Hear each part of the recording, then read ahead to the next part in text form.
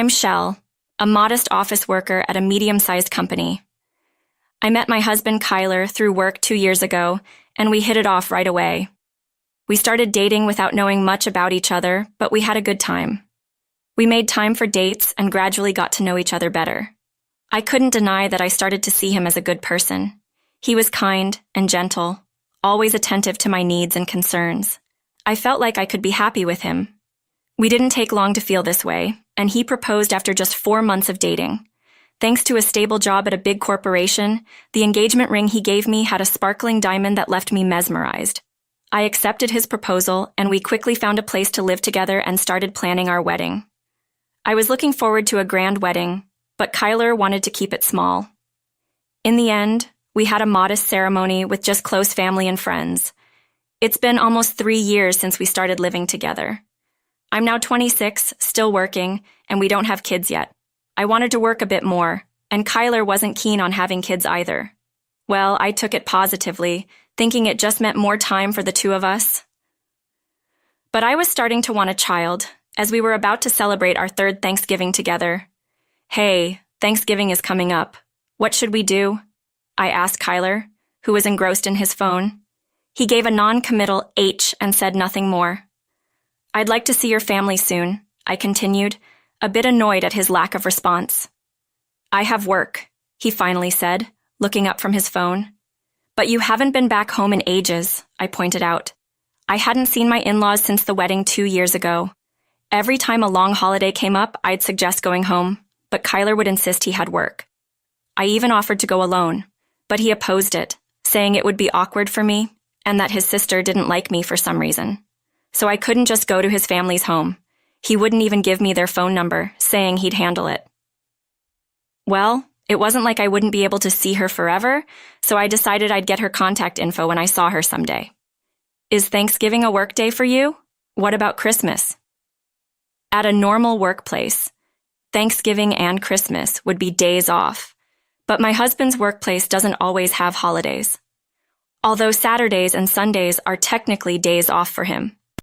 We haven't had many dates since getting married due to his entertainment dinners and sudden business trips. Not sure about Christmas, he replied, going back to his phone. And so I decided to spend Thanksgiving and Christmas at my parents' home. I met up with my friend Diana, who asked me something troubling. What do you think about men cheating? Diana wasn't married yet, but it seemed like something was up with her boyfriend. She asked me in a rather displeased manner. Cheating? Did something happen? He's always on his phone. He even brings his phone when he showers. Isn't that weird? That made me think. Kyler was always on his phone at home too. Even when he'd go take showers, he'd bring it along like a pet. I didn't really care, as it had been the case since we got married. But when I heard Diana's story, I was taken aback. Is that suspicious? Of course. He's got his passcode set too. I would want to see, but I'm hesitant to. I couldn't say anything as I was in the same situation. In fact, I started to worry that Kyler might be cheating too. I couldn't relax at my parents' home after that and thought about going home early. But Kyler wouldn't be there anyway, so I stayed at my parents' home feeling uneasy and returned home as planned. Hey Kyler, what are you always doing on your phone? I asked him as soon as I got home. He was on his phone again, but looked a bit flustered at my question and put his phone in his pocket. I get a lot of work-related messages. I'm leading a major project, and I can't afford to be away from my phone. I always thought my husband would never lie to me, but lately something just didn't feel right. He kept saying he was busy with work, but I couldn't help but question everything he did and said. The faint scent that lingered around him was one red flag. He usually got home late around 11:15 p.m. and often said he was entertaining clients or working overtime. Yet, every so often, I'd catch a sweet smell coming off his suit, like a women's perfume. I don't wear perfume myself, so I'm not an expert, but it smelled like something a younger woman would wear. As I took his suit jacket to hang it up, there it was again, a sweet scent. I could confront him right there, but I didn't have any concrete evidence. Afraid of making him dislike me, I suppressed the growing doubts and worries in my mind. But then an opportunity came along. He forgot his phone on the dining table while showering. As I sipped my homemade herbal tea, I glanced at his phone. It'd be easy to look now, but if he found out, he could lose trust in me. I was torn. I wanted to clear my suspicions, but if he really was cheating, I may not recover from the shock. Various thoughts flooded my mind as I looked at that phone. Suddenly, it buzzed with a notification. Startled, I took a peek. It was just a message alert, but the content wasn't displayed. I couldn't see the content because he said it so it doesn't show up. I reached for his phone, making sure he had not come out of the shower yet. I held my breath as I moved my fingers to open the phone, but it was locked. Of course, everybody locked their phone. I was annoyed, but also relieved as I went to the phone back then. It buzzed again, this time an incoming call. The screen read, Gabriella. Who was Gabriella? I didn't recognize the name, but I knew I could still answer it even though it was locked. I naturally slid my finger across the screen and put the phone to my ear. Hello, Kyler? Is this a good time? The voice on the other end was a young woman. I got even more nervous. Kyler's in the shower right now. What? Who is this? I told her he couldn't talk, and her voice changed. It got lower and colder. I'm his wife. This is not good. She hung up after saying just that. What did not good mean? I put the phone back on the table. It was clear he was cheating, and probably with Gabriella. But I didn't have proof to confront him. I looked at his phone on the table, pondering. What did this mean for me? More importantly, what's the right thing to do? Should I get angry? Should I cry? Should I pretend I don't know? No, pretending is off the table now. I did answer the phone after all. Oh, there it is, lost in thought.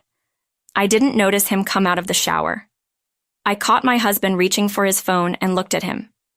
Was he checking something or typing a message? It was hard to say. Gabriella called. When he heard this, he stopped what he was doing and looked at me. Oh, did she? The moment our eyes met, he averted his gaze and started fiddling with his phone again. Normally, he'd sit next to me after a shower to have a beer, but not this time. He seemed like he was about to leave. Wait, can we talk for a second? I stopped him with a smile and gestured for him to sit. What about? He stayed put, but didn't come closer. Who's Gabriella? A co-worker? I bet she's cute. She sounds like it from her voice. Hearing this, he turned his surprised eyes toward me. How would you know? I answered the phone. What?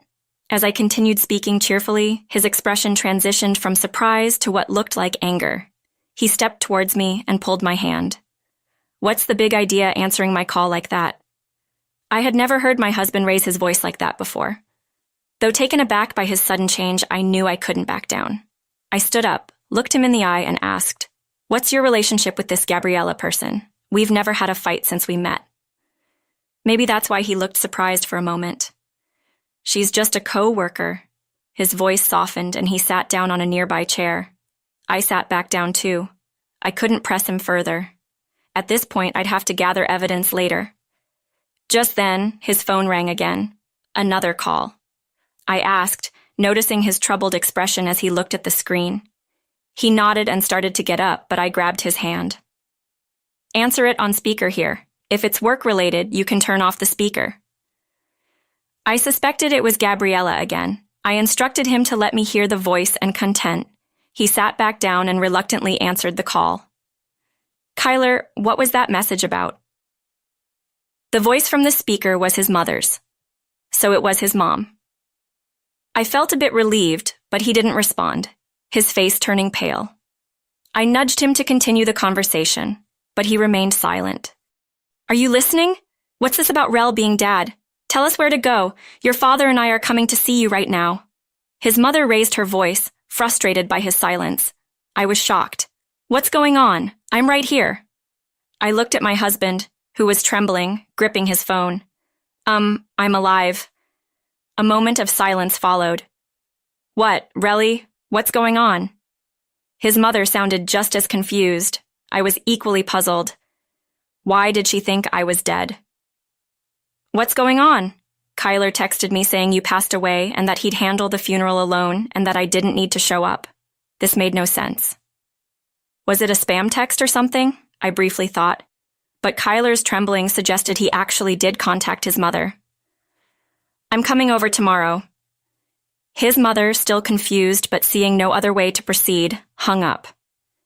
I asked my husband for an explanation, but he said nothing. Fortunately, it was still Thanksgiving break, so I was going to be home. I didn't know he was working, but I told him to take a sick day if he had to, and I went to our bedroom. He didn't come to the room that night, and it seemed like he slept on the couch. The next morning, I woke him up and made breakfast. As usual, we waited for his mother. He didn't say a word and looked scared the whole time. He didn't touch his phone either. I didn't bring up his behavior and quietly waited. Around noon, his mother arrived. Tyler's father was with her, carrying lots of bags. I greeted my in-laws warmly, and they reciprocated with smiles, handing me the bags and explaining there were gifts. There were homemade treats from his mother, famous sweets from a local shop, and lots of cakes. We chatted about trivial things for a while, but Kyler didn't join in, shrinking in a corner. I couldn't ignore it any longer. I made tea for my in-laws, pulled my husband by his shirt to sit next to me, and sat down. "What's going on, Kyler?" My father-in-law finally broke the awkward silence, looking exasperated at my husband and me. My husband flinched at his voice, lifting his downcast face to look at him, but he quickly looked down again, as if terrified by his father's expression. "Spit it out," my father-in-law raised his voice, and my husband started to explain in a shaky voice. Based on my husband's account, he met Gabrielle through work shortly after we got married. Initially, they were just colleagues, but things changed when they started working closely on a project. Gabrielle confessed her feelings for him. He told her he was married, but she was okay with it, so they started dating. They were together for a little over 2 years. He said all this happened shortly after we got married. At first, he thought it was just a fling, but he started to fall for Gabrielle. He considered divorcing me to marry her, but realized he'd have to pay a hefty settlement if he admitted to cheating. So he tried to make my in-laws dislike me, thinking I'd initiate the divorce. He even spread rumors about me to my in-laws and his sister, but my in-laws never showed any signs of disliking me, and I didn't seem to be bothered by it. So he thought about cutting ties with me and paying the settlement. So he told his parents that I had passed away. My in-laws and I were dumbfounded by his foolishness. "You're unbelievable. I'm so sorry, Relly, about our poor son." My mother-in-law apologized, holding back tears. I told her to look up, and then she looked at my husband. Kyler was visibly shaking, his face pale. "If you're willing to pay the settlement, I'm okay with the divorce," I told him, smiling. At that moment, my father-in-law landed a punch on my husband's head. "You idiot! Break up with her right now. You've lost your freedom. Go home." My husband was too stunned to resist. Kyler was frightened by my father-in-law's furious behavior, and it looked like he was about to burst into tears. I couldn't help but laugh a little. "We'll take responsibility for the settlement," my mother-in-law said, tears streaming down her face. I wrapped my arms around her and smiled at her. "Don't worry about it," I reassured her. After hearing all this, staying together seemed foolish. "I have a job and we don't have kids. I'm sorry I couldn't be a better wife," I said to my mother-in-law. After hearing about my husband and immediately losing interest, my in-laws apologized to me over and over again and left the house, dragging my reluctant husband. We divorced shortly after. I claimed a hefty settlement and kept the house. A few days later, I got a call from an unknown number. It was my sister-in-law. Apparently, she had also been misled by Kyler, and that was why she never tried to get to know me. It turned out both my sister-in-law and I had no hard feelings about each other ever, and she wanted to reach out to me. She wanted to be friends, even though we were no longer sisters by marriage. She said she wanted to meet up. So I agreed to meet with her and ended the call. A few days later, I saw my sister-in-law for the first time since the wedding. We both were happy to catch up, and we quickly became comfortable with each other. After chatting and hanging out, from that day on, we stayed in touch and became good friends. She even filled me in on my ex-husband's situation. Apparently, Gabrielle had no intention of marrying him. She was just using him for financial support. When I found out, she started making plans to cut ties with him, and apparently she dumped him pretty quickly. He had to quit his job when he moved back in with his parents, and now Kyler's doing manual labor. which he despises under his father's strict supervision. Hearing all this lifted my spirits. My sister-in-law was probably worried about me, even as she shared this with a smile. I laughed along and told her not to worry, as they planned to keep him under even stricter training. I've learned to be more cautious in choosing a life partner after going through a divorce, I told my sister-in-law. That's all good now, as this experience has led to a positive